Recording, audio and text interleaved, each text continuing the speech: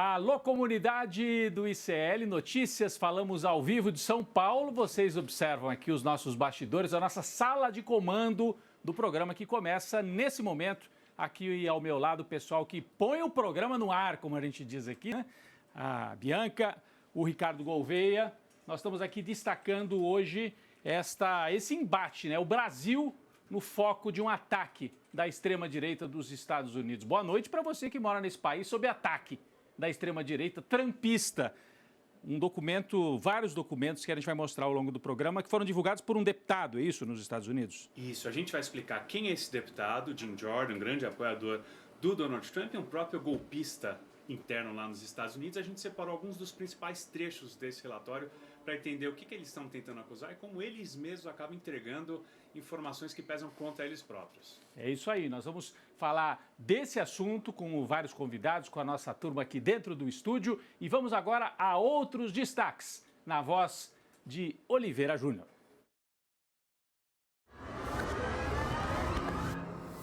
Veja no ICL Notícias, segunda edição.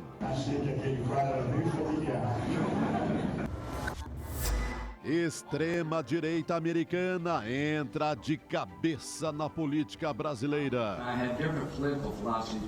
Deputados ligados a Donald Trump divulgam relatório com decisões de Alexandre de Moraes em processos contra fake news. Tiro no pé. Documentos revelam mentiras e armações de influencers bolsonaristas. People who love freedom and democracy.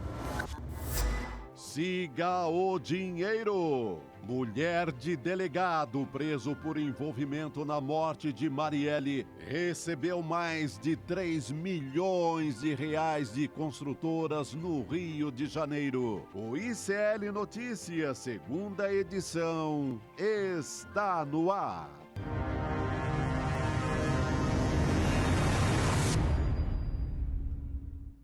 Alô, boa noite, Chico Sá, Rodrigo Viana e a todos que nos acompanham diretamente dos nossos estúdios agora. ICL Notícias, segunda edição, está oficialmente ao vivaço.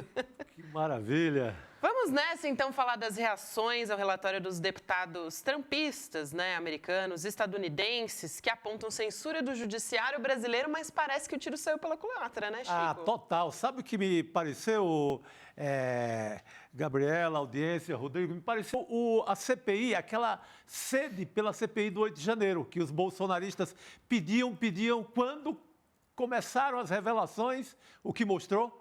Uma imensa picaretagem e que era mais golpe ainda do que se imaginava. Muito bem, a gente vai conversar a respeito disso neste programa, também com Guilherme Casarões, né, que é doutor e mestre em ciência política pela USP, e mais tarde com Guilherme Amado, diversas apurações, dentre elas novidades envolvendo o caso Marielle, mais uma etapa dessa história. E falamos sobre extrema-direita, todo esse imbróglio, né, Rodrigo? Vamos falar bastante sobre isso, é o assunto principal, às vésperas de mais uma manifestação bolsonarista na rua, dessa vez não na Avenida Paulista, mas no Rio de Janeiro. No próximo fim de semana, eles convocaram uma manifestação, é o Bolsonaro tentando emparedar, intimidar o STF. E a gente tem que entender a divulgação desses documentos lá nos Estados Unidos como parte desse contexto. Não é para ficar apavorado. Nossa, vazaram os documentos, agora ferraram com o Alexandre de Moraes. Nada, nada. Não mexeu com o pulso do Alexandre de Moraes. E quem entende um pouco sobre essas coisas percebeu que é parte dessa operação uma espécie de convocação dos bolsonaristas. Mexeu sim, aí a gente tem que reconhecer, com as redes deles. Agita, serviu para essa agitação, para que eles se sintam mais mobilizados e talvez aumente a presença nesse ato do próximo domingo. Mas deixa claro que o Brasil está sob ataque. O Poder Judiciário brasileiro está sob ataque. Ataque de quem? Da extrema-direita dos Estados Unidos, em parceria com os bolsonaristas. Não é a Câmara dos Deputados, a Câmara dos Representantes, como eles dizem lá. É um pedaço de uma comissão da Câmara dominada por extremistas, por amigos do Trump. Nós vamos daqui a pouco mostrar quem é esse deputado que comandou essa operação. Olha aí, é esta gente que invadiu o Capitólio, que mandou parar a contagem dos votos lá porque não aceitava a derrota para o Biden. É a mesma sopa do bolsonarismo, é a mesma turma. É daí que veio. Nós vamos mostrar daqui a pouco, o Ricardo Gouveia, nosso editor, falou na abertura aqui do jornal, nós vamos mostrar detalhes desses documentos para entender melhor o contexto. A manchete do ICL Notícias desta manhã, do nosso site, resumiu muito bem. Eu achei assim que trouxe para o entendimento das pessoas, eu queria pedir para a gente colocar aqui na tela a manchete do nosso site sobre esse caso. Porque daí, não é esse aqui, esse aí é isso aqui, ó. Arquivos divulgados por políticos dos Estados Unidos revelam crimes dos extremistas brasileiros. Porque a narrativa da extrema-direita é, olha, vazou, agora está mostrando que tem a ditadura do Xandão. Não, a manchete é essa aqui. Arquivos divulgados por políticos, esse aqui é o Jim Jordan. Arquivos divulgados por políticos dos Estados Unidos revelam os crimes dos extremistas brasileiros. Nós vamos mostrar daqui a pouco. E eles estão dizendo assim, olha, é um escândalo, porque, veja bem, o Alexandre de Moraes mandava ordem para tirar do ar as contas e nem justificava. Mas estão pensando que estão tratando com criança? É claro que havia justificativa, mas quando você manda a ordem, você não manda todo o processo junto, todo o inquérito, toda a justificativa jurídica. É que nem um mandado de prisão. O delegado que vai cumprir o mandado de prisão, o policial que vai cumprir, ele não leva toda a argumentação do juiz para prender o sujeito. Ele só manda que o senhor está preso. E é isso. Opa, o que entrou aqui? O senhor está preso. Então, essa manchete resume bem o episódio. Né? É uma ação de criminosos. E por isso foram tiradas do ar as contas. Porque são criminosos, não é ditadura. Não tem ditadura nenhuma. O que teve foi uma tentativa de golpe no Brasil, como teve tentativa de golpe nos Estados Unidos. Então a gente percebe que é uma operação internacional, é uma extrema-direita articulada internacionalmente. Daqui a pouco nós vamos voltar a detalhar esses documentos e debater mais isso aqui. Mas eu queria deixar bastante claro esses dois pontos. Primeiro, entender isso dentro da operação de convocação para o ato de domingo. E segundo, entender não como uma revelação da Câmara dos Deputados dos Estados Unidos, mas de um bando de golpistas trampistas. É disso que se trata. E que, ao ler os documentos, a gente percebe assim, o Alexandre de Moraes tirou do ar conta de gente que ameaçou, que xingou, que mentiu, que cometeu crimes de todo tipo. Ah, mas é um inquérito sigiloso. É? Ou você, quando vai fazer uma ação policial contra uma quadrilha, você fica revelando tudo, senão a quadrilha vai embora. Rodrigo, qualquer inquérito, de qualquer delegacia da esquina, começa em sigilo. Claro. É óbvio isso. Ainda mais esse, que lidava com golpistas internacionais, a gente percebe. Alguns deles escondidos, acoitados, lá nos Estados Unidos, protegidos pela extrema-direita trampista. O Alan dos Santos, por exemplo, está lá, não é à toa que ele está lá, está protegido por essa gente aí. Então, daqui a pouco nós vamos voltar a esse tema e desenvolver melhor, né, Gabi? Trazer em detalhes os documentos. Mas eu queria aproveitar esse debate para levantar uma questão. Se a gente sofre um ataque que é internacional, está muito claro que há uma onda internacional e que o Brasil é alvo. E o Brasil é alvo porque o Brasil conseguiu derrotar no voto a extrema-direita. Então, para eles, interessa muito retomar o Brasil, é uma peça no tabuleiro central. Como é que se enfrenta essa onda? Porque eu vejo muita gente falando assim, o problema é a comunicação. Bom, comunicação sempre pode melhorar. Mas se sair o Paulo Pimenta da SECOM e entrar o Felipe Neto, o André Janones, se entrar o Felipe Neto, o André Janones na SECOM, acaba a onda de extrema-direita? O Musk e o Trump vão deixar de atacar o Brasil? As tias e os tios do Zap vão desaparecer, se mudar a política de comunicação? A onda de extrema-direita no mundo e no Brasil vai sumir? Não vai, gente. A questão não é a comunicação, a questão é política. A questão é a política. E essa onda internacional de extrema-direita tem a ver com uma crise profunda no capitalismo. O mundo ocidental está numa crise bravíssima desde 2008, não sai dela. As guerras são reflexo disso, falta de perspectiva, os ataques aos imigrantes, isso é no mundo inteiro ocidental. E, ao mesmo tempo, China ameaçando ultrapassar os Estados Unidos como maior potência econômica. Essa é a crise. Tem um problema de comunicação no governo brasileiro? Pode ter, certamente dá para melhorar a comunicação.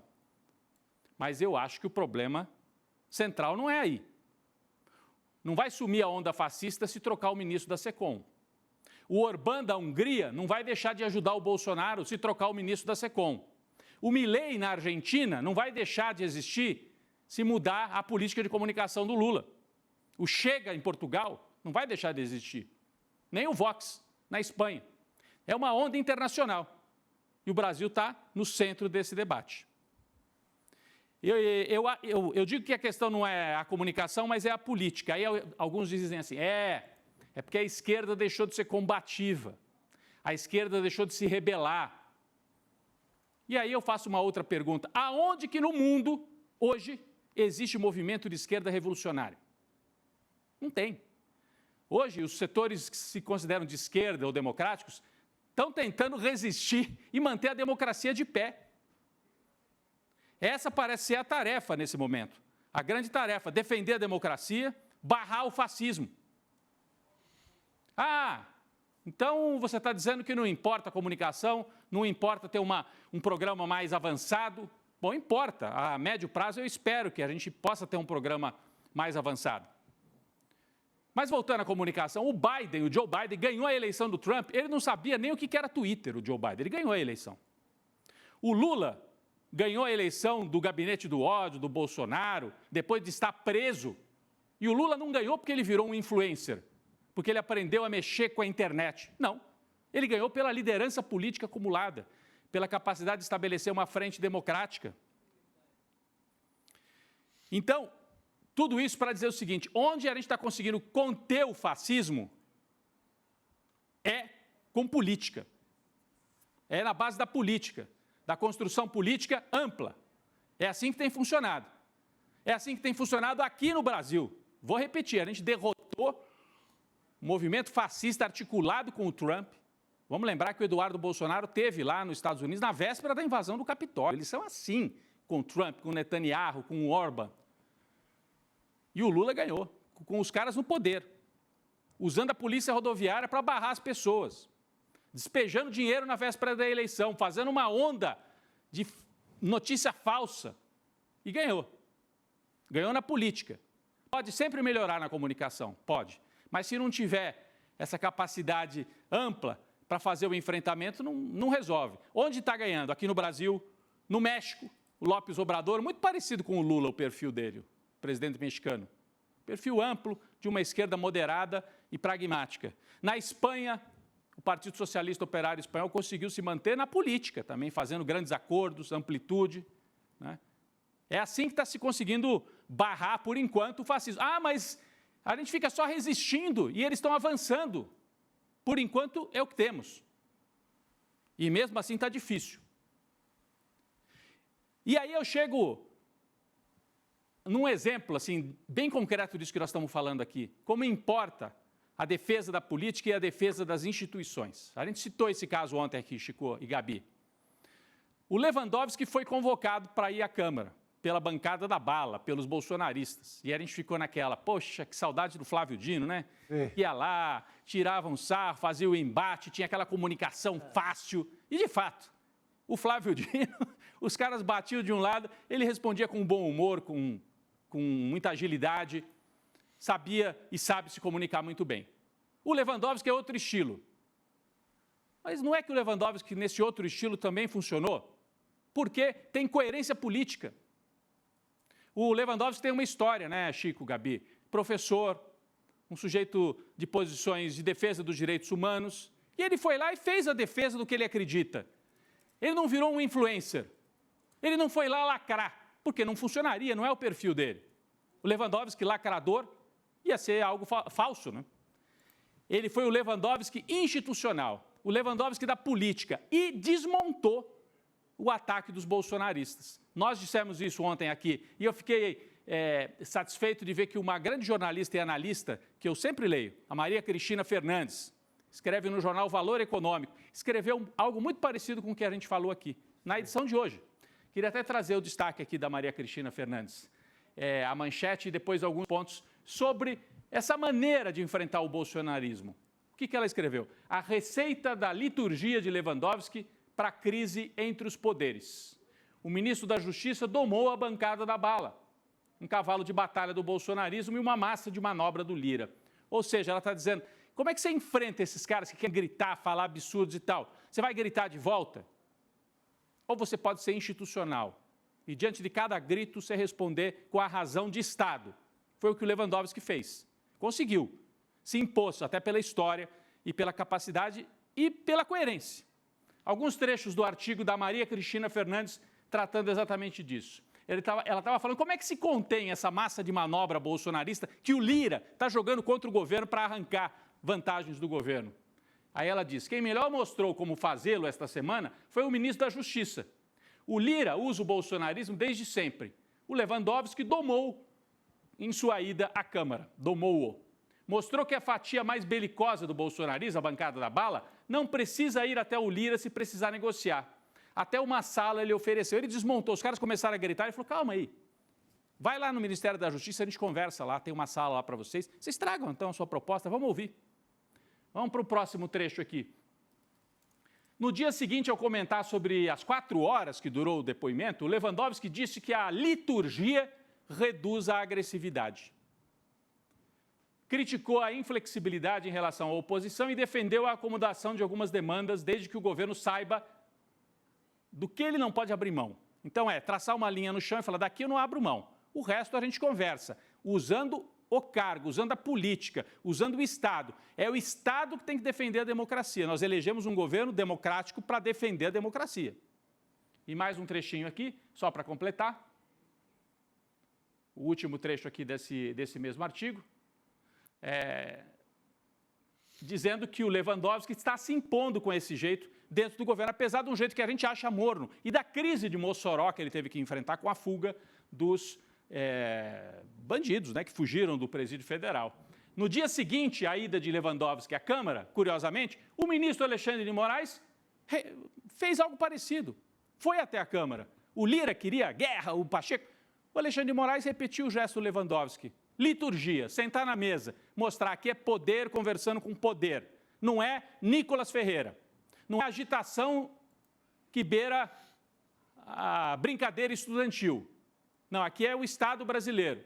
É uma maneira de enfrentar também. E eu acho que o governo Lula escolheu esse caminho. É o caminho institucional. E nós não temos outro. Esse é o caminho para enfrentar a barbárie e para enfrentar uma extrema-direita que está articulada internacionalmente, querendo assustar. Falando, agora, os documentos, agora o Alexandre de Moraes não tem saída. Que isso? Como é que não tem saída?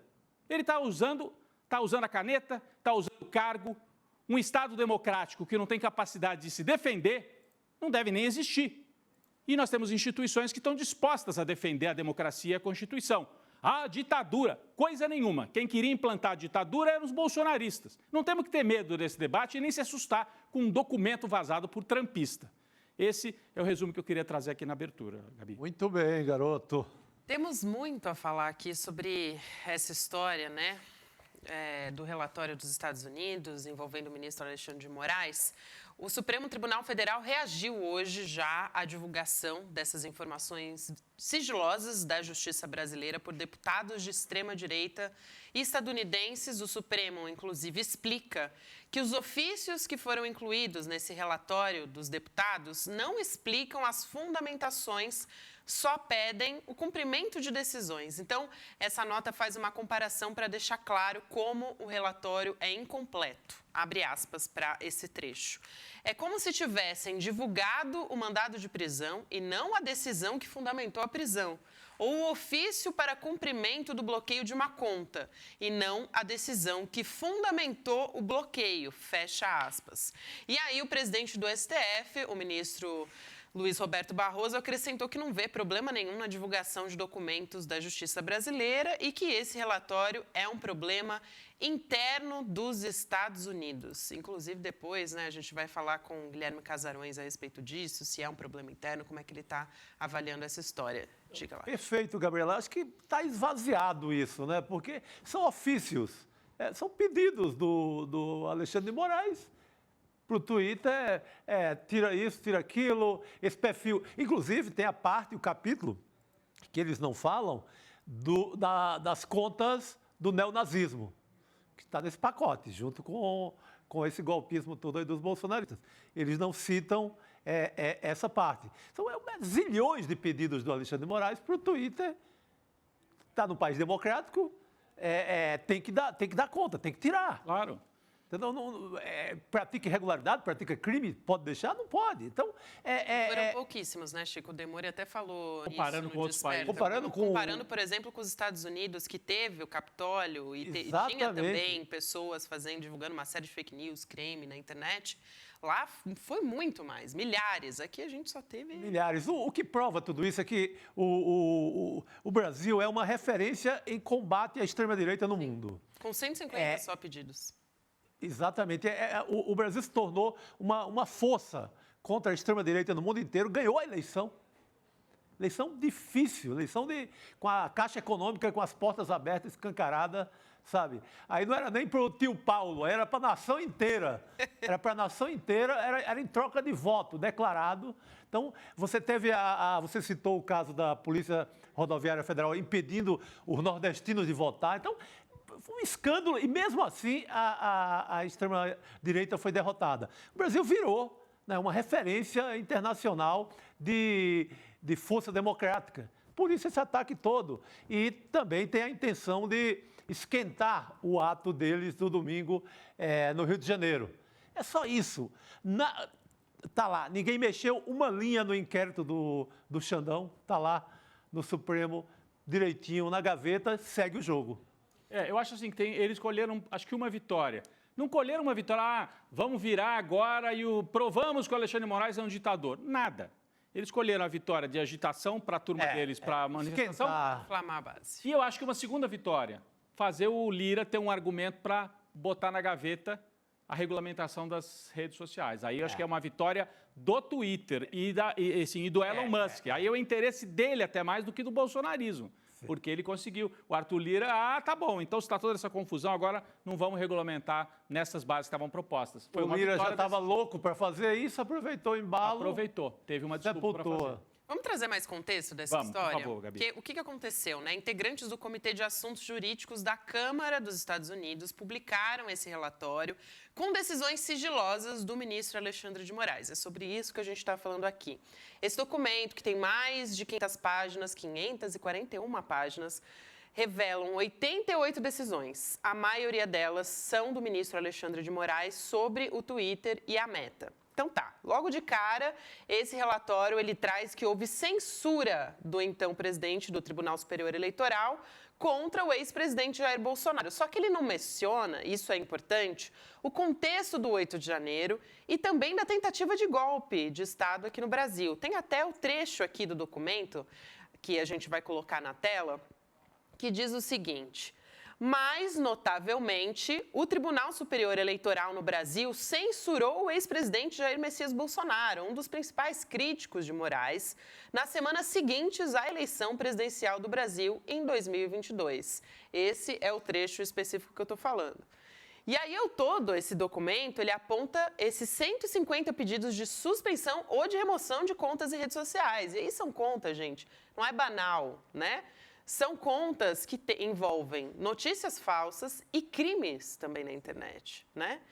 Outra informação que falta é que o próprio Twitter, ainda antes de ser comprado pelo Elon Musk, né, que é o dono do X, baniu mais de 150 mil perfis nos Estados Unidos. É isso que o Leandro Demore trouxe logo lá no Desperta, e a gente fez essa comparação aqui, porque no contexto desses ataques, lá no Capitólio e disseminação de teorias da conspiração, teve um momento muito parecido com o do Brasil. Inclusive, a gente vive copiando os Estados Unidos e, nesse caso, não foi diferente, né? Ou seja, removeram 0,001% do que o próprio Twitter removeu nos Estados Unidos. Olha a comparação com outros países, Gabi. Esse é um gráfico que o Demori também trouxe. Total de pedidos legais de remoção de conteúdo por país. É um ranking, né? É um ranking, de 2012 a 2021.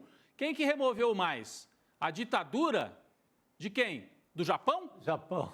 O Japão é o primeiro em remoções. Pedidos legais, então a justiça japonesa. Alguém se incomodou com alguma coisa, foi a justiça mandou remover. Depois Turquia, Rússia, Índia, Coreia do Sul, França, a ditadura francesa, Paquistão, Indonésia, Estados Unidos, um pouco à frente do Brasil até, Emirados Árabes, e depois está o Brasil ali, com um número pequeno em comparação com esses primeiros da lista. Então, tentaram provocar um escândalo que não existe. E eu chamo a atenção também para o título do documento em inglês. Acho que nós temos a primeira página do documento que foi publicado hoje pelos deputados e a tradução também. Olha aí, ó. Aqui é a tradução que nós fizemos, né? Mas o título em inglês é esse: o ataque à liberdade de expressão no exterior e o silêncio da administração Biden. O caso do Brasil. Tá claro que eles querem matar dois coelhos com uma cajadada só, como se dizia antigamente. Por quê? É um ataque à justiça do Brasil, tentando transformar aqui, é uma ditadura judicial, e um ataque ao Biden. Então, é uma operação trumpista. Total. Não é uma denúncia de um órgão ilibado. É uma operação dos apoiadores de Trump que tentaram dar um golpe nos Estados Unidos invadindo o Capitólio. Pelo título já fica evidente isso, né, Gabi? E aí, eles fazem uma pequena introdução e depois eles vão listando casos em que o Alexandre de Moraes, o STF, mandaram ofícios e mandaram tirar as contas. Mandou mesmo tirar as contas. Pelo amor de Deus, era para mandar mesmo. Era para mandar mesmo. Mas acho que você ia trazer mais contexto em relação a isso. Sim, né, também. Só fazer uma correção aqui, né? Porque, na verdade, a gente tinha informação de que removeram 0,1%, né? Dos Estados Unidos, porque são 150 mil contas e aqui 150. Então, a proporção é 150 essa, né? mil nos Estados Unidos. Nos Estados Unidos, exatamente. Tá. Então, a conta é essa. Agora, você trouxe aí já, né, o documento mostrando que também, além de atacar a soberania brasileira, né, Rodrigo, esse relatório é uma ofensiva dos republicanos contra o próprio Joe Biden, para não tomar aqui, é acusado, inclusive, de não tomar providências contra essas violações da liberdade de expressão no Brasil. E o principal nome por trás do documento, como já disse o Rodrigo também, é o deputado Jim Jordan. E aí a gente vai entender melhor quem é ele, mas eu só queria fazer um contexto aqui, porque em agosto de 2023 eu fiz uma reportagem com a Juliana Dalpiva e também com a Naomi Matsui, e eu fiquei muito tempo nos perfis bolsonaristas e de extrema-direita para ver o que tinha sido, conforme decisões da Justiça, o que tinha sido apagado de perfil espalhando notícias falsas e tal. E aí, 80% dos perfis em redes sociais, eu não olhei só o X, eu olhei Facebook, eu olhei todos os canais de propagação de notícias falsas que esses perfis estavam utilizando. E aí, 80% dos perfis que eu analisei, olha que foi uma análise com mais de 300 perfis, 326, 80% dos perfis continuavam ativos e continuavam espalhando fake news. Quer dizer, na verdade, a gente não está excessivamente punindo ou removendo esses perfis. Muita gente ainda continua, inclusive, espalhando essa notícia falsa. Essa é a realidade que a gente tem, né? A gente viu... Só para trazer um pouco do termômetro de como, na verdade, não faz o menor sentido dizer que existe censura e, na verdade, o que existe é o contrário. A gente precisa monitorar mais essas pessoas que continuam espalhando desinformação. Isso sim, que existe um vale tudo. Exatamente. E eles querem impedir que haja algum tipo de regulação. Tem que haver. É a Constituição Digital que defendeu outro dia o Felipe Neto. Exato, Felipe Neto. Vamos entender melhor, então, quem é esse deputado estadunidense, o Jim Jordan, né? Ele é presidente do Comitê de Assuntos Jurídicos da Câmara dos Estados Unidos, representante da extrema-direita, né? Apoiador do Donald Trump, claro, defende o impeachment de Joe Biden, apoiou tentativas de Trump para derrubar a vitória de Biden nas eleições, né? Nas urnas.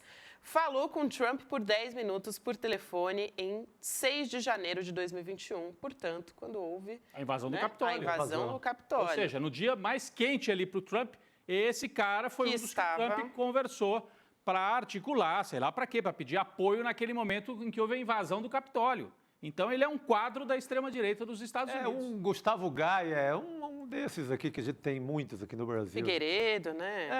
Essa turma. Uma dessas pessoas. Mais Gaia porque ele é deputado, né? É verdade. Uma mistura de Tem Gustavo razão. Gaia com Bia Kicis, talvez. Pois é, por aí. E ele preside um comitê, né? Assim como a Bia Kicis já presidiu também a Comissão de Constituição e Justiça. Então, uma mistura de Gaia, Nicolas Ferreira e Bia Kicis. É um desses personagens. Imagine se um cara desse, se uma Bia Kicis, uma mistura de Bia Kicis com Nicolas Ferreira, aparecesse fazendo uma grande denúncia contra a democracia francesa. Teria alguma credibilidade? Nenhuma. Então é isso. Esse é o cara, esse é o sujeito da denúncia, parceiro do Trump. É uma tabelinha. Elon Musk, Trump e Jim Jordan, para tentar atacar a justiça brasileira e para mobilizar a extrema-direita para o ato de domingo, é isso? Eles criam aqui mais uma etapa daquela série interminável de mais 72 horas, pedindo 72 horas aos militantes que algo vai acontecer. Eles vivem desse suspense. Vivem. O tempo inteiro. E eu vi isso hoje nas redes, viu, Gabi? A hora que você ia olhar as postagens, eu vi um deles postando assim, olha aí, o Elon Musk é um enxadrista.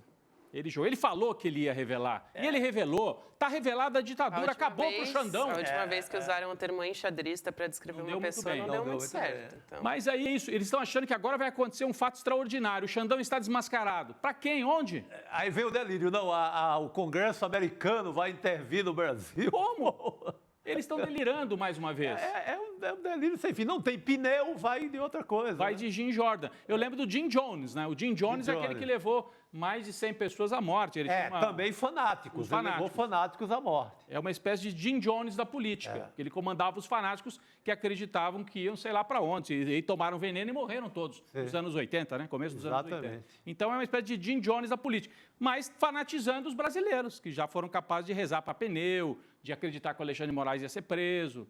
Então, nessa operação de novo.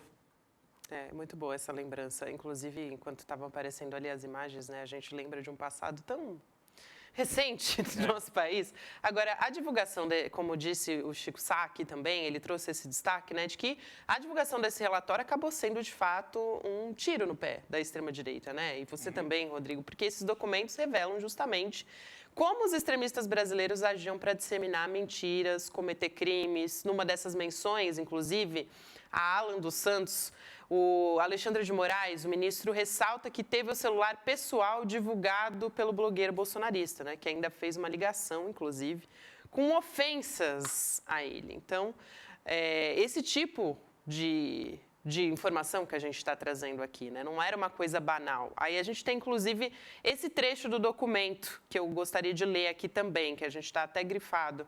A divulgação pública do número de celular do presidente desta Corte Superior, portanto, na época, ministro Alexandre de Moraes, e que resultou no recebimento de diversas ligações, mensagens de cunho ofensivo e ameaçados, colocando em risco a segurança pessoal do ministro e da família dele. Alan dos Santos, mais para baixo você vai ver grifado, em que, a par de atacar sua excelência, portanto, o Alexandre de Moraes, por diversas vezes com palavras agressivas e de ordem, realiza uma ligação telefônica para o ministro, deixando aparecer os correspondentes números em diversas oportunidades. Depois, mais um trecho, com o objetivo imediato de fomentar protestos antidemocráticos que visam a ocorrência de ruptura constitucional, mediante intervenção federal ou militar. Ou seja, é muito grave, né? Foi um tiro no pé total, Chico. Só para entender, isso parte do material que foi vazado pelo... Só que eles vazaram Jordan. o que convinha, né, Rodrigo? Não, mas isso aí tá ali também. Tá, porque o documento acabou indo para o ar, mas os trechos que eles destacam nas redes sociais não tem nada a ver Não com são isso, esses. né? Mas era esse tipo de coisa que eles faziam. Isso que levava o Alexandre de Moraes a pedir, retire a conta desse sujeito. O sujeito ligou para minha casa me ofendendo, para um ministro.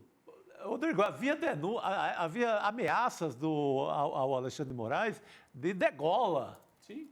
Em praça pública, que é o roteirão do golpe tramado lá por Bolsonaro e pelos militares. Depois que ela recebe um telefonema desse, não vai tomar providência? Tem que tomar providência. Eu quero ver se alguém vazar um telefone de um ministro da Suprema Corte dos Estados Unidos e ligar para o ministro da Suprema Corte dos Estados Unidos ameaçando o ministro ou a família dele. É cadeia para todo mundo. Pô. É cadeia, entendeu? E aí pediram para, o Alexandre de Moraes pede para retirar e os trumpistas estão dizendo, não, é censura, é ditadura. Ditadura coisa nenhuma. E tem um argumento que eles usam muito, Gabi, que é essa história, a primeira emenda dos Estados Unidos. Aqui não tem primeira emenda, A primeira emenda é lá nos Estados Unidos, amigo. É lá, não aqui. Aqui é outra Constituição. Aqui é a Carta de 1988, que está lá, bonitinha, direitinha e preservada. É isso. Perfeito. Tem outro trecho também, vou trazer mais um, tá? A título de curiosidade aqui, que o relatório, eles põem 2 deputados bolsonaristas, olha só, adivinhem quem são, gente. Gustavo Gayer e Bia Kicis compartilharam fake news sobre as prisões dos golpistas do 8 de janeiro, né? O Gustavo Gayer tinha compartilhado a mentira de que ele estava, de que tinham crianças entre os detidos, né, os presos pelo 8 de janeiro, e a Bia Kicis disse que uma idosa tinha morrido na Polícia Federal. Vocês devem se lembrar dessa fake news, porque ela rodou muito o WhatsApp, né, de diversas pessoas aí, bolsonaristas que seguiam, que estavam nesses grupos. E aí a gente tem também o trecho desse documento mostrando, chocado pelo fato de que eles tinham crianças na prisão, as falas, né, falsas. A atitude foi repetida na tribuna da Câmara dos Deputados por Bia Kicis. Acabei de receber a notícia de que uma idosa morreu hoje nas dependências da Polícia Federal. Estou falando de uma senhora a quem foi negada comida e água. Olha o nível, gente. E que depois morreu. Depois de horas e horas sendo maltratada e negligenciada, morreu. Quer dizer... Você lembra a foto que era da senhora, né? Que era uma foto falsa, tirada de um banco de imagens, que levou a família da própria senhora... Exato, era isso que eu ia dizer, porque a familiar dela, a neta, né, se pronunciou, divulgou um vídeo dizendo, gente, estão usando a imagem da minha avó de novo. Já usaram na época da Covid, para dizer que ela tinha morrido por tomar vacina. Então, usaram já para espalhar fake news uma vez. Essa foi a segunda vez que isso aconteceu. Segunda vez que usavam. Gabi, posso só ressaltar aqui, correndo o risco até de ser repetitivo, mas para as pessoas entenderem. Esses trechos que nós estamos mostrando não são documentos produzidos pelos deputados lá dos Estados Unidos, não. São trechos de decisões da Justiça brasileira enviadas para o Twitter ou para a Meta, né? Mas mais para o Twitter, justificando por que deveriam tirar do ar determinadas contas. Então, a Justiça brasileira dizia assim, olha, tem que tirar do ar porque esses 2 deputados mentiram, estão espalhando fake news, estão falando, fazendo agitação golpista, né? Então, esses documentos. Os deputados pegaram isso e fizeram circular para provar que há uma ditadura no Brasil. Mas, em vez de provar que há uma ditadura, eles provam outra coisa, que deputados brasileiros são golpistas. Os bolsonaristas são golpistas. E é o que os documentos mostram. Então, por isso que a gente fala que é um tiro no pé, né? Só para deixar bem claro. Posso trazer mais um trecho aqui que o Rogério Jordão, nosso roteirista, trouxe pra gente? Porque a Folha apurou já, né, os repórteres da Folha, que a visão de integrantes do governo Lula é de que se trata de um factoide, claro, e que pode provocar um alvoroço na base bolsonarista. Quer dizer, o que a gente já estava conversando aqui, né? Inflamar a base. Mas sem nenhum efeito prático. Nenhum. Zero. A sanha, né? A sanha, o gado todo, cria... vai derrubar a ditadura no Brasil. Chega tarde... Vai falar para convertido já. Não acontece nada, né? Nada. Vai falar com convertido, né, Chico Sá? Não vai mudar a opinião de quem já... É que eles são muitos. O gado é numeroso. Então, eles vão ser muitos de novo no fim de semana. Sim, óbvio.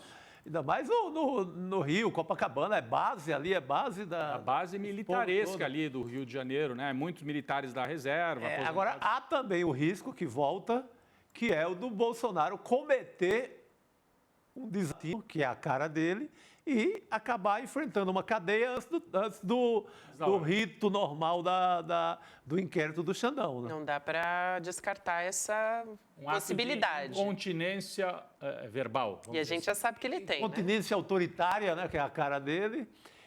Ele já começou a falar hoje algumas besteiras, então... É um caminho também, é uma armadilha ali. Se ele cai nessa coisa e volta aquela garganta dele, Sinto muito, mas ele pode experimentar uma cadeia antes do tempo. Eu digo não antes do tempo, que já deveria ter sido. Antes do ritual, do rito jurídico, do inquérito correr, de ser condenado e etc. Vamos chamar o professor Guilherme Casarões para conversar com a gente, né? Ele que é cientista político, professor de Relações Internacionais da Fundação Getúlio Vargas. Professor, obrigada por aceitar nosso convite. Seja muito bem-vindo.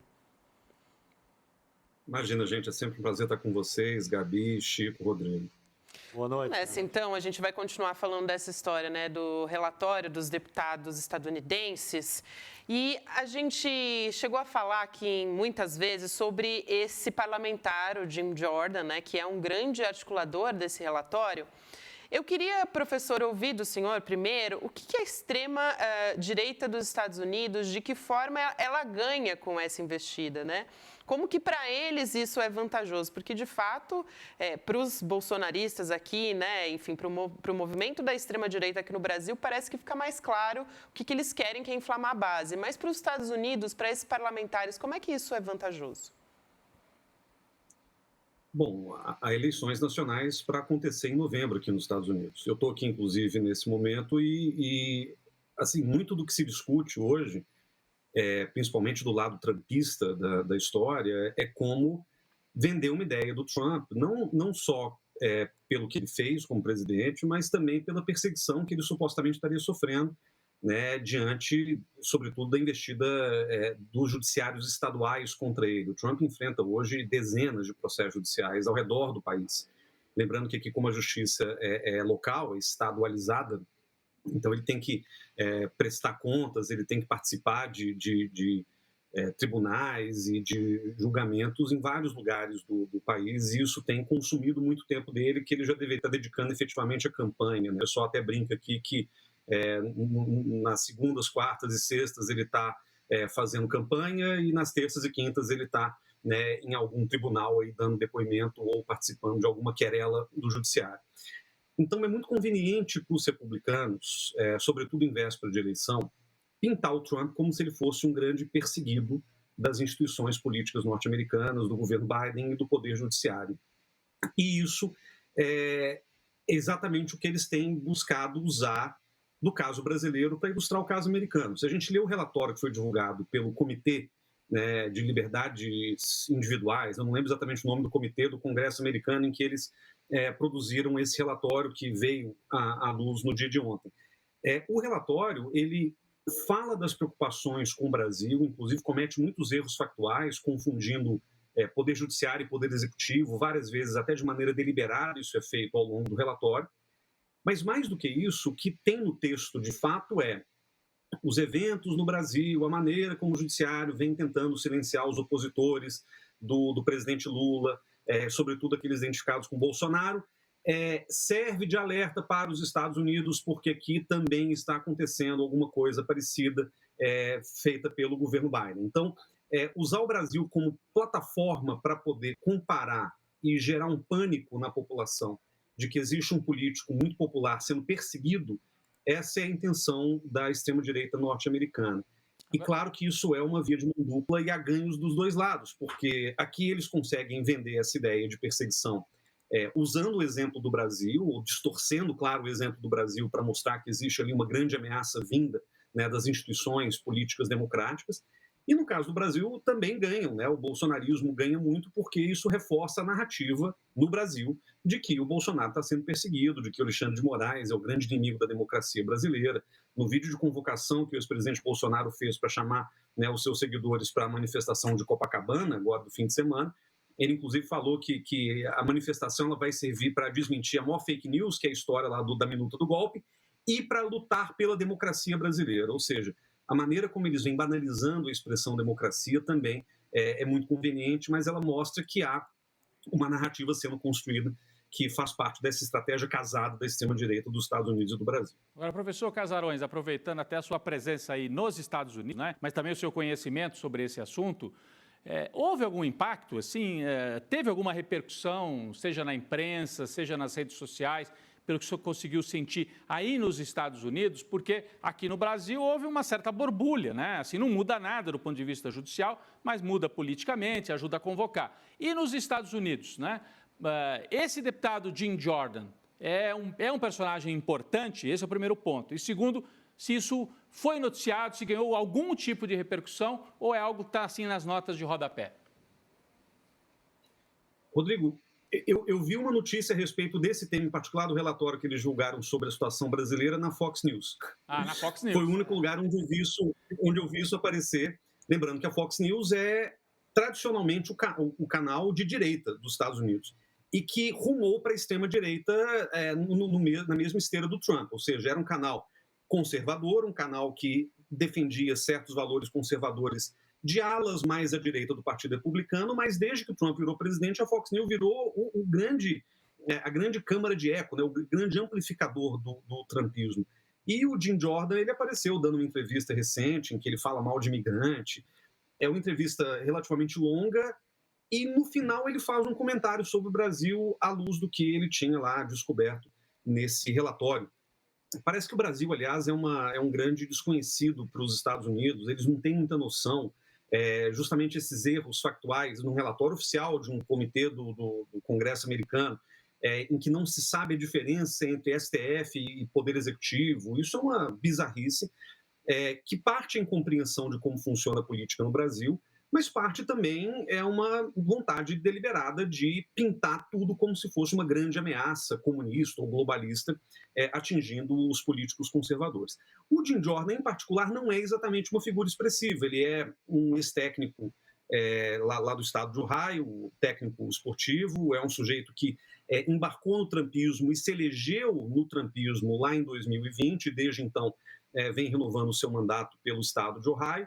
Não é particularmente uma figura das mais histriônicas do trumpismo, tipo Marjorie Taylor Greene ou Lauren Boebert, que são mais vocais, digamos assim, mas é um sujeito que tem tido esse contato muito intenso com representantes da extrema-direita brasileira, Gustavo Gayer, Eduardo Bolsonaro, né, o pessoal que veio, inclusive, aqui em Washington, algumas semanas atrás, para denunciar as violações de direitos humanos contra os bolsonaristas, para denunciar essa perseguição do judiciário.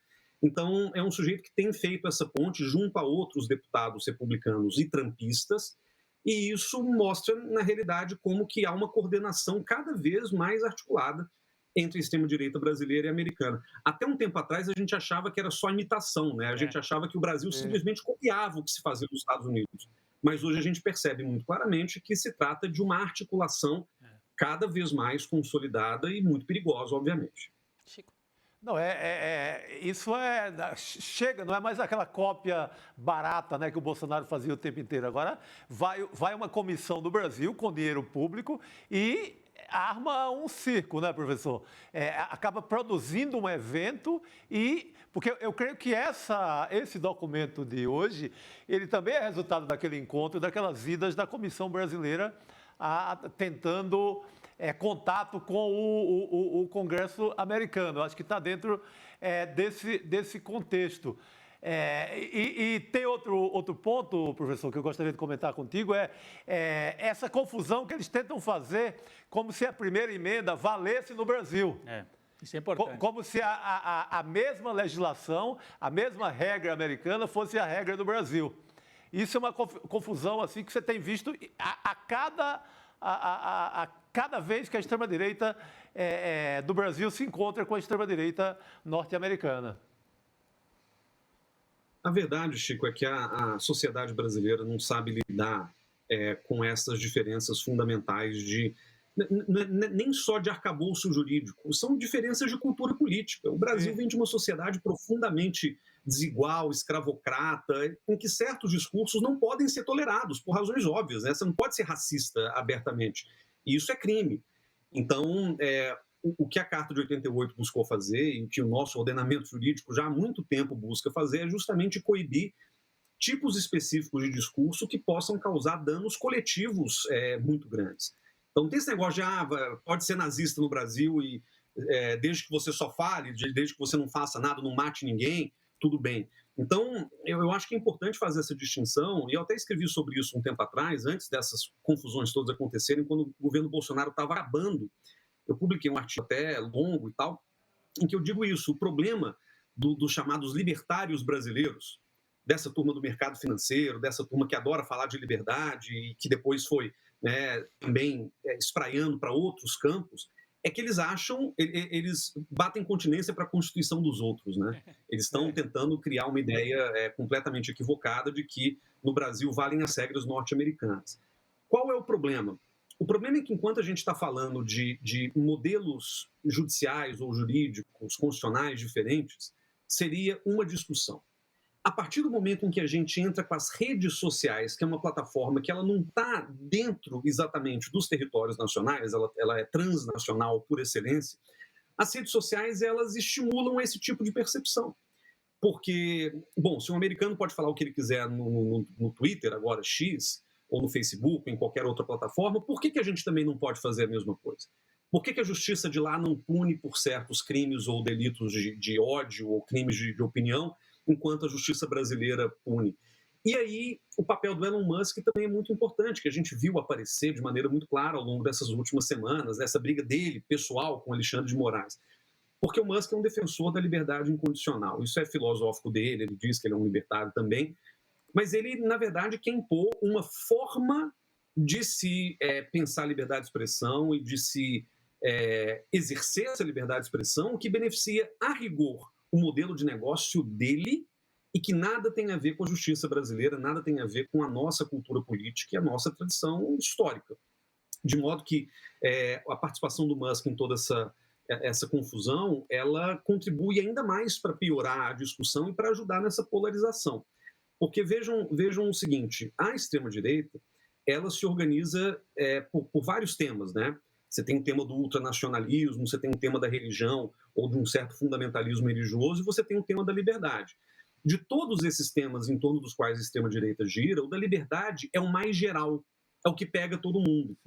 Né? Você vai levantar a bandeirinha do Brasil, só vai atingir, só vai emocionar os patriotas brasileiros. Você fala de Deus, você só vai atingir aqueles que acreditam em Deus daquele jeito lá que a Bíblia diz. Agora, se você fala em liberdade, esse é um valor que para muita gente é tomado como universal. Então, uma narrativa muito fácil de vender e de se consumir.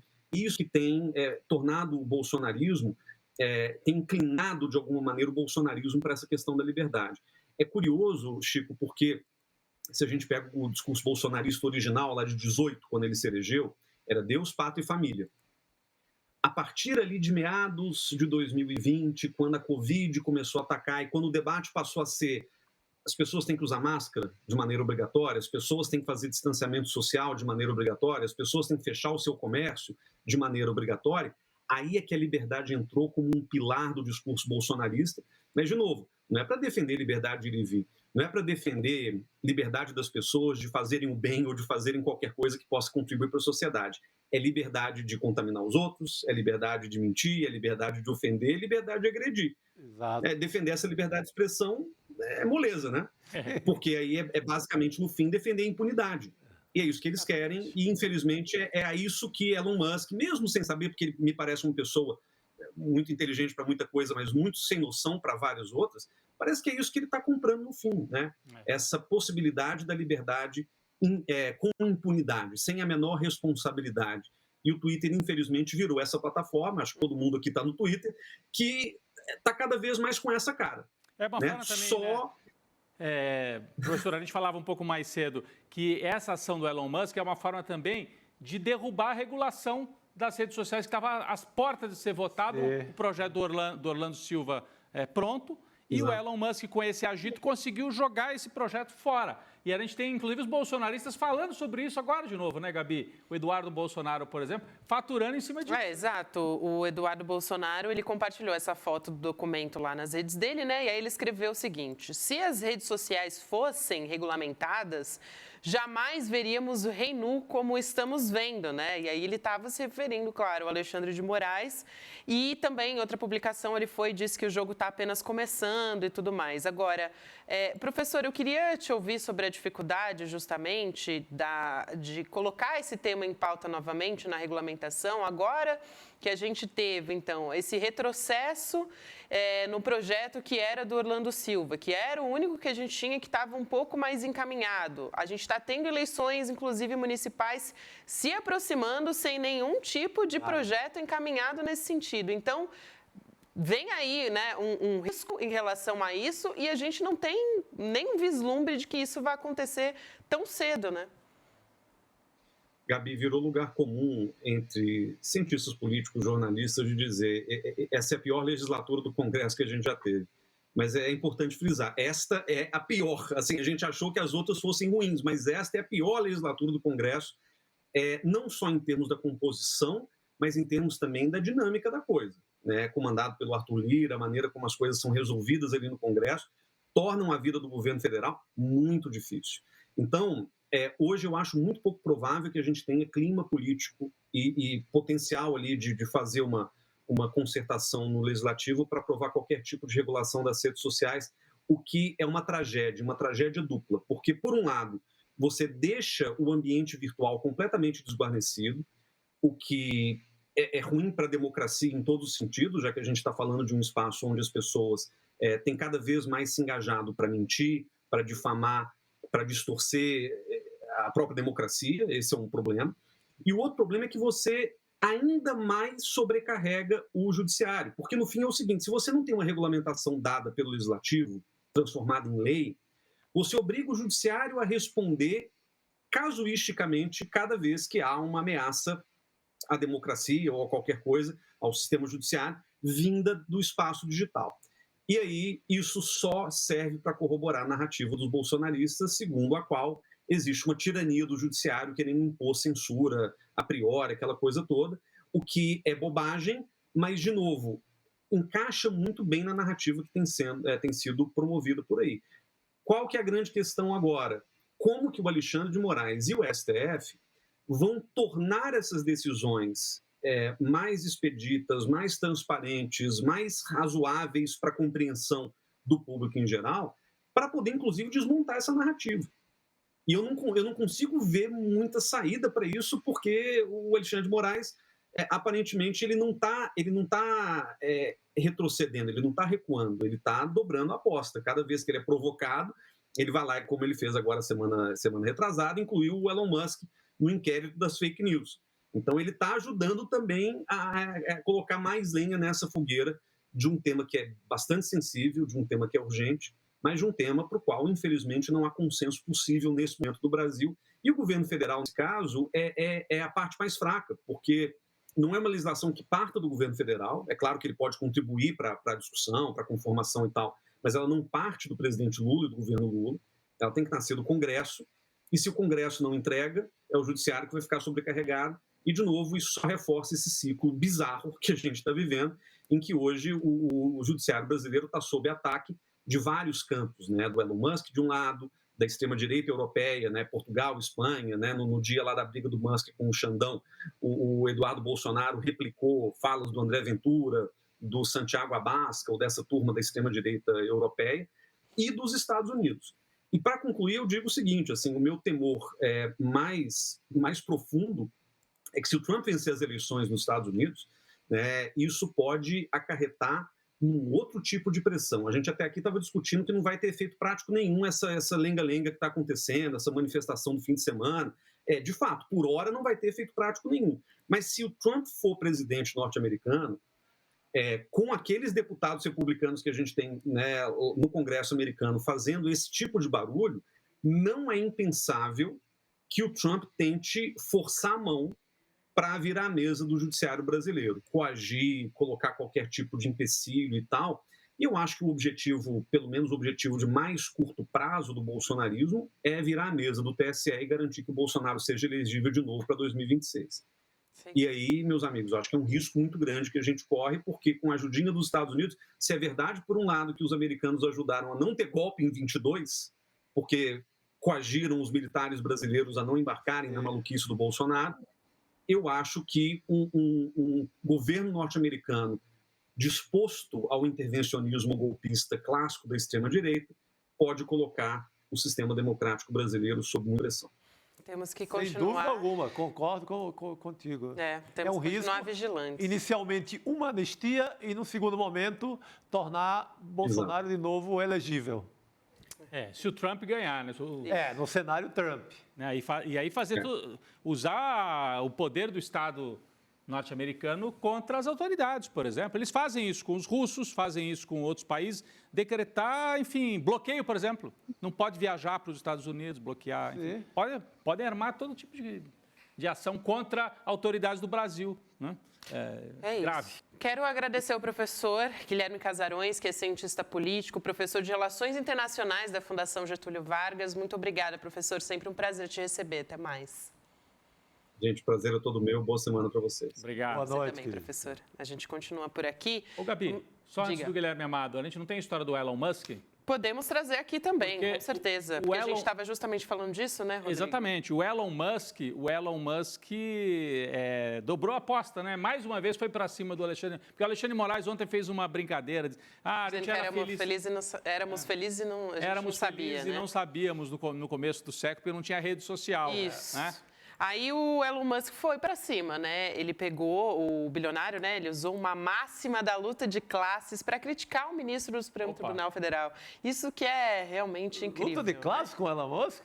Ele fez tinha um tweet, né, da Folha de São Paulo com a notícia, a manchete é o seguinte: Moraes aparece no Senado em meio ao embate entre poderes e diz que éramos felizes antes das redes. E aí o Elon Musk deu um retweet nessa história e disse: poder ao povo. Quer dizer, né? Comunista, hein? Largaram o celular dele na mão do Carluxo. Mais comunista que eu. Pelo amor de Deus. Agora, vocês querem... Vamos trazer a fala do ministro Alexandre de Moraes, só para a gente relembrar, então, o que foi dito sobre as redes sociais, que incomodou, de fato, o Elon Musk? Vamos ver. Bom, a gente não tem... sim, a gente não tem ainda o vídeo, né, para relembrar o que disse o Alexandre de Moraes. Agora temos. Necessidade da regulamentação de novas modalidades contratuais que surgiram, a questão de costumes, que Vossa Excelência bem colocou, novas relações familiares, novas modalidades de se tratar nas questões do direito de família e sucessões, a tecnologia, a inteligência artificial, novas formas de responsabilidade civil, isso é importantíssimo. Vossa Excelência lembrou que na virada do século não existiam redes sociais, nós éramos felizes e não sabíamos, né? Aí ele deu aquela risadinha irônica. Mas a gente tem que lembrar que o Xandão é o novo doutor da USP nesse assunto, então ele aproveitou como tema. Nessa parte ele foi feliz. Foi até a tese dele é populismo digital extremista. Então, ele não está falando como assim uma pessoa, eu não gosto de rede social. Ele estuda isso.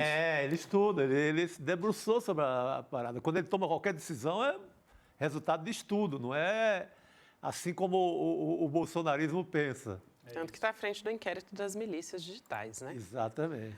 Bom, gente, vamos falar com o Guilherme Amado agora? Tem uma história, né? Depois de 1 ano e 4 meses, o bicheiro Rogério Andrade, um dos mais poderosos, talvez o mais poderoso, né, contraventor do Rio de Janeiro, ele vai poder retirar a tornozeleira eletrônica que usa desde dezembro de 2022 e essa decisão foi tomada em sigilo pelo ministro do Supremo Tribunal Federal, Cássio Nunes Marques, do Supremo, que é o ministro indicado pelo ex-presidente Jair Bolsonaro. Gui, boa noite para você, seja muito bem-vindo. Boa noite, Gabi, boa noite, Rodrigo, Chico, boa noite a todos que nos assistem. Pois é, o Cássio Nunes Marques tomou a decisão em sigilo e de ofício, ou seja, ele não ouviu a Procuradoria-Geral da República e autorizou, deu o que a defesa do bicheiro Rogério Andrade pediu, de ofício, sem o Ministério Público se pronunciar, o que é errado, né? Ele teria que ter ouvido a opinião da PGR nesse assunto. O Rogério Andrade, ele como você falou, Gabi, ele é o bicheiro mais importante do Rio de Janeiro, ele é sobrinho do Castor de Andrade, né? Um nome que acho que todo mundo que já ouviu falar de Jogo do Bicho já ouviu falar do Castor. que foi durante décadas o principal bicheiro do Rio de Janeiro, e passou para o sobrinho dele, o Rogério, as bancas. O Rogério foi e é o principal herdeiro do grupo que tem, enfim, bancas do bicho no estado todo, não é só na cidade do Rio de Janeiro. E essa não foi a primeira decisão do Cássio Nunes Marques a favor do Rogério. Ele já tinha soltado o Rogério Andrade em 2022, e agora ele determinou a retirada da tornozeleira e autorizou o Rogério Andrade a poder ficar na rua até tarde, né? Hoje ele tinha uma decisão que mandava que ele se recolhesse às 18 horas, então ele não podia ficar na rua à noite. O Cássio Nunes Marques concordou com o argumento da defesa, que isso dificultava o bicheiro de exercer plenamente a paternidade dele, porque ele não estava podendo ir a evento dos filhos à noite. E com isso, agora ele foi autorizado e pode circular livremente pela noite do Rio de Janeiro, claro, para ir a eventos dos filhos, né? O interesse dele, claro, pai do ano, incrível. Você falou que já foram várias decisões do Cássio Nunes Marques relativas ao Rogério Andrade. Tem alguma pista de qual é, assim, por que que ele tem esse interesse, ou tem essa predileção, assim, tem alguma ligação? O Cássio Nunes Marques, a gente sabe, não é do Rio de Janeiro, né? Não tem, mas o que liga o Cássio Nunes Marques ao jogo do bicho? Qual é o interesse dele com o Rogério de Andrade? Assim, ele, em que, pelo que se sabe, não tem conhecimento de nada escuso nesse sentido, mas o fato é que tudo do Rogério Andrade, o Cássio, ele concorda, ele está dando. Como eu falei, ele soltou o bicheiro em 2022, agora foram 2 decisões, né, favoráveis. Quando a soltura, bom falar, a soltura não foi a primeira, ele já tinha soltado o Rogério Andrade em setembro de 21 e soltou de novo em agosto de 2022. Em junho de 2023, no ano passado, uma outra decisão foi de soltar o filho do Rogério Andrade, que estava preso, Gustavo Andrade. Portanto, essa de hoje é a quarta decisão tomada ontem, que a gente noticiou hoje, foi a 4ª decisão a favor do Rogério Andrade. Eu acho que o ministro é a melhor pessoa para responder isso, Rodrigo. É estranho, parece estranho, concordo com você. É para a gente, no mínimo, ficar atento nas próximas decisões, né? Continuar acompanhando essa história. Agora, vamos trazer um outro assunto aqui? Você queria comentar, Chico? Fiquei tentando imaginar essa ligação mesmo, né? Sei lá, tem o bolsonarismo muito forte no Rio, muito ligado à milícia, jogo do bicho, etc. Pode ser derivado disso, né? Cássio Nunes Marques indicado pelo Bolsonaro. Bolsonaro. Mas qualquer ilação é perigosa. Assim. Exatamente. Nós estamos só observando, né?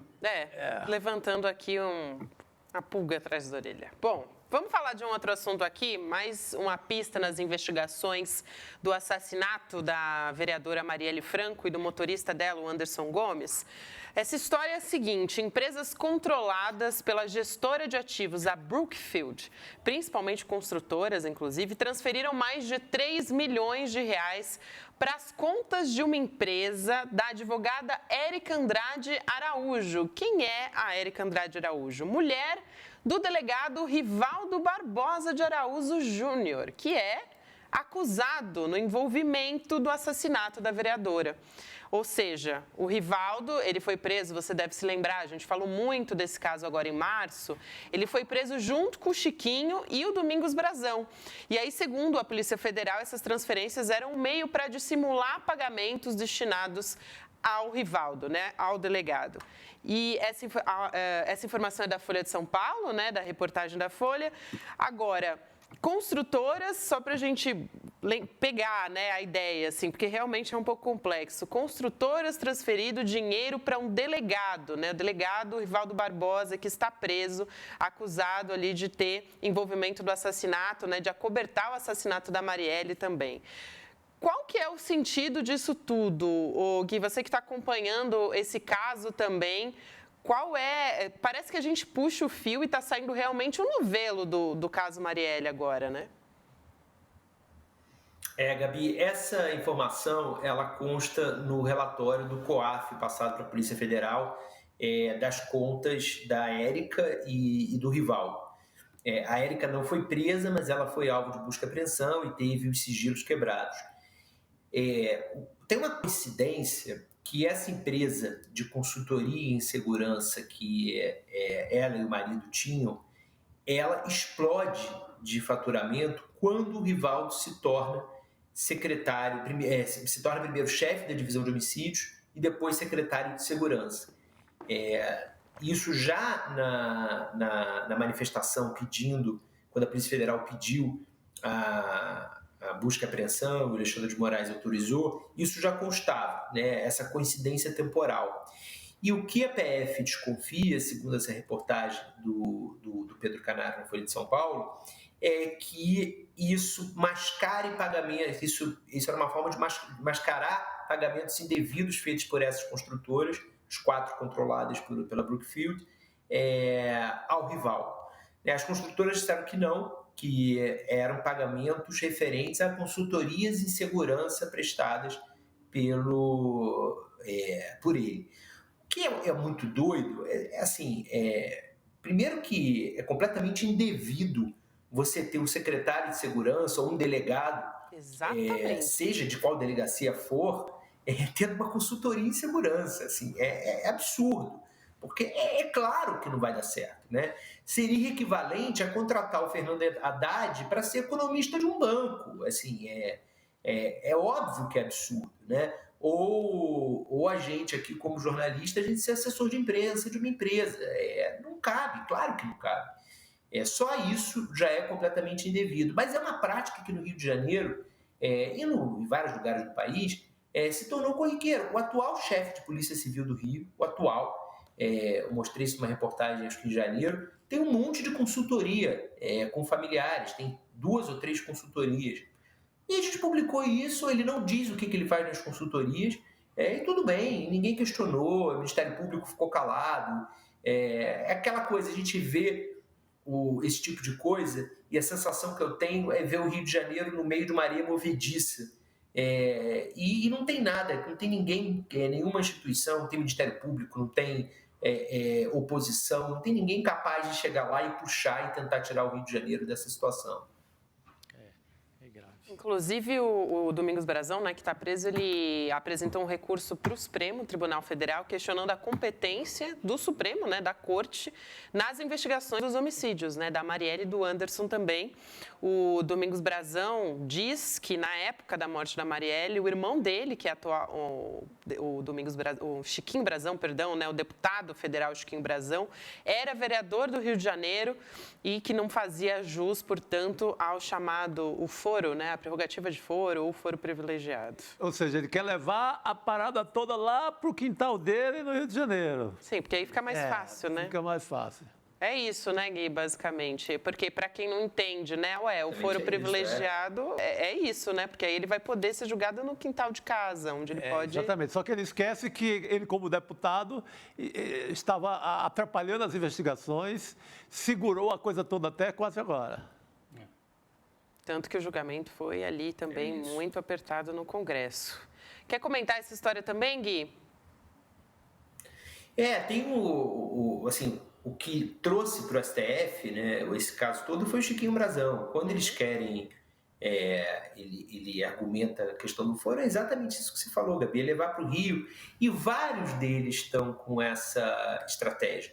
E isso foi uma coisa interessante, que algumas pessoas, anos atrás, quando o Supremo reviu a regra do foro privilegiado, algumas pessoas alertaram para esse risco, né? Porque o que os defensores do fim do foro privilegiado falaram lá atrás? Olha, o Supremo faz uma proteção política, ou o Supremo não dá conta da quantidade de casos de inquéritos de deputados e senadores que corre lá. Ok, isso em alguns casos acontecia realmente e era uma questão. Só que agora, e houve quem alertasse isso anos atrás, agora é o seguinte, o deputado, o senador, ele influi politicamente na esfera local. Então, é uma pressão em cima do Ministério Público local, em cima do juiz que está na ponta.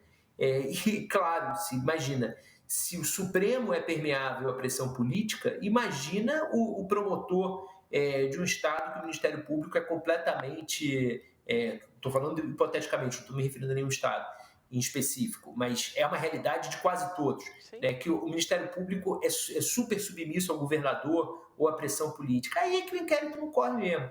Então, a gente viu essa o caso Marielle, né, Gui? A gente acompanhou o caso Marielle. É o caso Marielle. O caso Marielle é um caso de vários. Assim, se você pega os inquéritos que desceram para a primeira instância quando o Supremo mudou o entendimento do foro, grande parte deles até hoje não foi a lugar nenhum.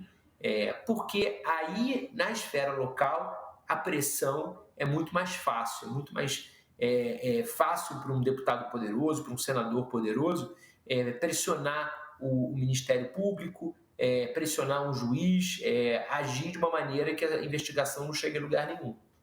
Sim. Vamos trazer um outro assunto aqui para conversar com o Guilherme Amado, gente? Falando agora do Zanin. Na verdade, a defesa do ex-presidente Jair Bolsonaro pediu para o ministro Cristiano Zanin, do Supremo Tribunal Federal, que ele se declare impedido ou suspeito para ser o relator e participar do julgamento do recurso de Bolsonaro ao Supremo para reverter a inelegibilidade dele, né, que foi declarada pelo Tribunal Superior Eleitoral. Eu queria ouvir o Guilherme sobre essa história, né? Porque, bom, a defesa de Bolsonaro vai tentar, acho que justamente pela proximidade do Cristiano Zanin, imagino que seja isso, né? Por ter sido advogado diretamente do presidente Lula. Mas se for assim, o André Mendonça não pode julgar, então. O André Mendonça. O próprio Cássio, que a gente acabou de falar.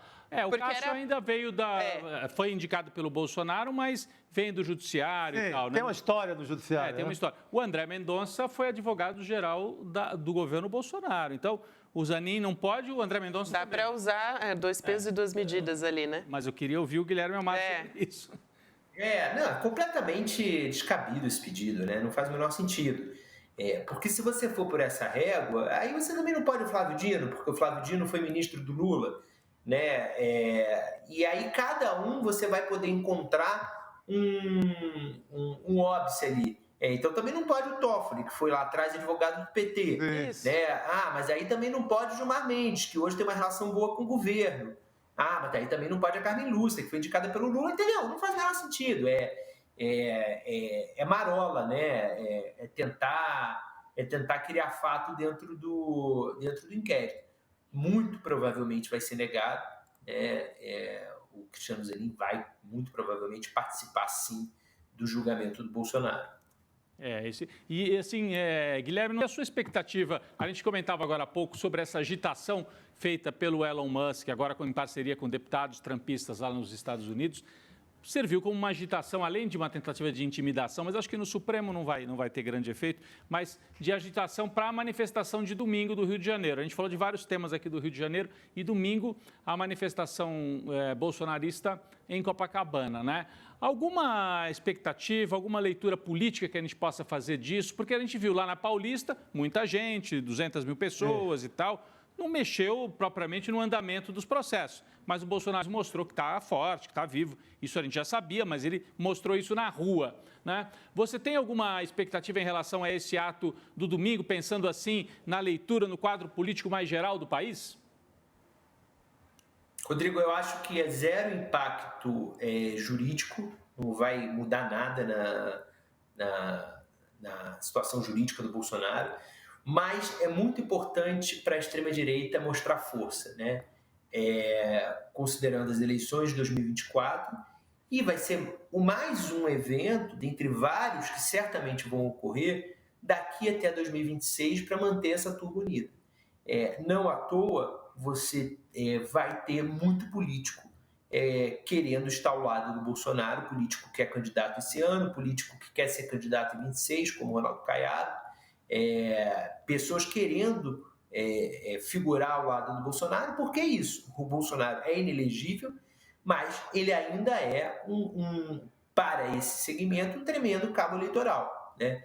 Então, para extremistas, para políticos da direita mesmo, não necessariamente que sejam tão radicais quanto o Bolsonaro, mas que querem beber desse apoio, estar ao lado dele no domingo vai ser importante. Deve ser uma manifestação grande, sim.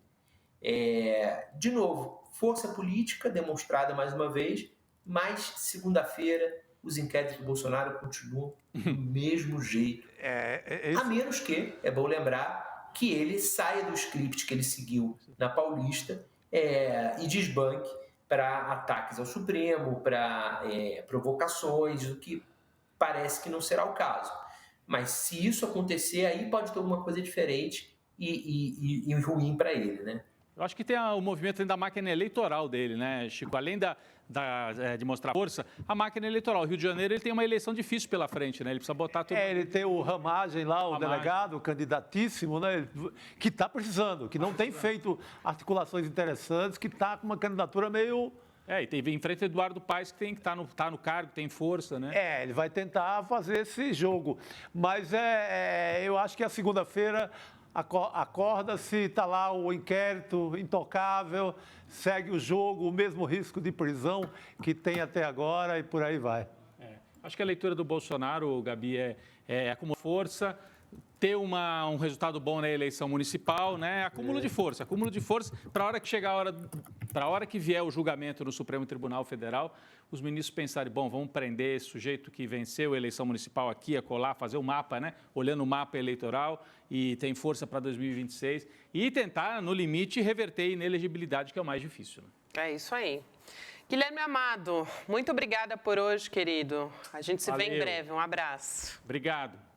Valeu, gente. Bom programa para vocês. Obrigada. Até mais. Bom, gente, vamos dar uma... Eu estava dando uma zapeada aqui nas notícias, Rodrigo Viana, e tem uma notícia aqui do Jamil Chad, dos Estados Unidos, eu queria trazer aqui para vocês, para a gente comentar, dos Estados Unidos vetando na ONU o reconhecimento da Palestina como Estado independente, né? Então, o governo dos Estados Unidos vetando a resolução para autorizar a Palestina a ser um membro pleno da ONU, o que seria equivalente a dar, né, para os palestinos um reconhecimento internacional como um Estado soberano, como um Estado independente, numa votação nessa quinta-feira no Conselho de Segurança. Então, os Estados Unidos foram os únicos ali a dizer que não, a vetar essa proposta, né? Um membro permanente, porque os Estados Unidos ocupam esse lugar. E aí, numa manobra que foi apoiada pelo Brasil, pela China, Rússia e também países árabes, os diplomatas tentaram chancelar o reconhecimento internacional do Estado palestino, só que o caminho escolhido foi a ONU e a aprovação de uma resolução que permita que os palestinos sejam considerados como um membro pleno da entidade. Na prática, isso significaria uma consolidação, de fato. E esse era o texto, né, era um dos mais curtos, que já foi submetido a voto, mas uma das decisões de um grande impacto, né, principalmente no momento que a gente tem aí um genocídio dos palestinos. Que o Estado de Israel existe por causa de uma resolução da ONU e a mesma resolução estabeleceu que haveria lado a lado um Estado de Israel e um Estado palestino. Então, é um contrassenso. Ficou só na promessa. Ficou só na promessa. Na prática, o que existe é o Estado de Israel cada vez mais colonialista, cada vez mais, né, impondo, enfim, todo tipo de política, enfim, atrasando a formação de um verdadeiro Estado palestino. E agora com apoio explícito, né, se precisasse ainda, dos Estados Unidos, Gabi. Muito bem. A gente vai falar também de tio Paulo, parece, né, Chico Sá? Tio Paulo? Tio Paulo Chico Sá que grande personagem, né, da mídia nos últimos tempos, né? Tio Paulo, para quem não lembra, é o senhor levado morto ou não morto, porque há dúvidas técnicas. Ainda há dúvidas. Não somos nós que vamos resolver aqui. Mas sabe que esse caso me levou à reflexão? Assim, eu, além de conhecer, assim, já li muita notícia de familiares pressionando o avô, o pai, o tio aposentado por esses empréstimos consignados. Lembro de um caso em Pernambuco de um neto que chegou a matar o avô no interior de Pernambuco. Por causa de um desses empréstimos, forçando o avô a pegar o empréstimo. Então, óbvio que esse é um caso extremado. É um caso, tanto que é noticiado como um caso exótico no mundo inteiro. Mas ele tem por trás dele essa realidade, assim, de há muita pressão de familiares, sabe, do sobrinho que quer comprar um videogame. O que eu já vi de notícia dessa no varejo da imprensa, assim, no país inteiro. Então, a gente lida agora com um caso que é tenebroso. Sim. Não é? Macabro, digamos assim. Olha essa imagem, Chico, saindo do carro.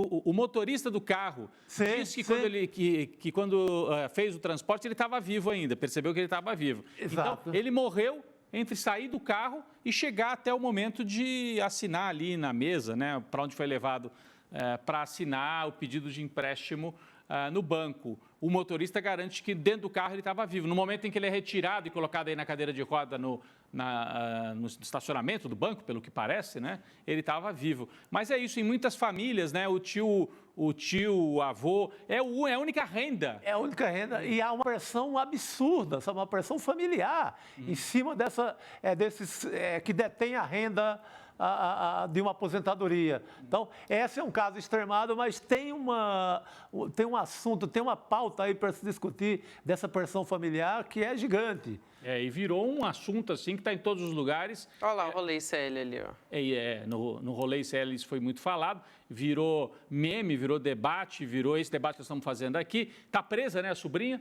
Então, a Justiça, inclusive, manteve a prisão dela, né? Teve uma audiência de custódia, justamente referendou, né, a prisão da Ed Souza Vieira Nunes, que levou o tio até os atendentes, o vídeo que vocês acompanharam muito nas redes sociais, ela levou para um banco lá na Zona Oeste do Rio. E aí, para a polícia, o que ela falou, né, a Érica? Ela disse que sobrinha e cuidadora do Paulo Roberto Braga, que ficou conhecido aí como tio Paulo. A Érica está respondendo por vilipêndio de cadáver e por furto. E aí, na decisão, a juíza definiu, né, disse que esse caso, essa ação foi repugnante e macabra e converteu, então, a prisão, que foi em flagrante, para preventiva. E aí, impressionante isso, ela tenta botar a caneta na mão do tio, ele já morto. E a cabeça não... E forçar a barra, né, para obter aquele dinheiro. Pelo histórico dela, ela já tinha obtido outros empréstimos via esse mesmo tio. E tem um lado, né, nessa história toda, eu falei só da pressão familiar em cima do aposentado, da família, da casa, mas a gente não pode esquecer também a pressão gigantesca, além da pressão publicitária, que os bancos fazem sobre essas famílias. Claro. Pega essas financeiras, o que elas fazem a propaganda entrando no celular, no WhatsApp da família, do aposentado, para levar esses empréstimos consignados com o juro do Roberto Campos Neto já é de matar, já é mortal. Mas tem umas financeiras que vão além do juro, juro oficial. Então, tem uma grande discussão interessantíssima sobre esse caso, que é macabro, ele vai além da conta.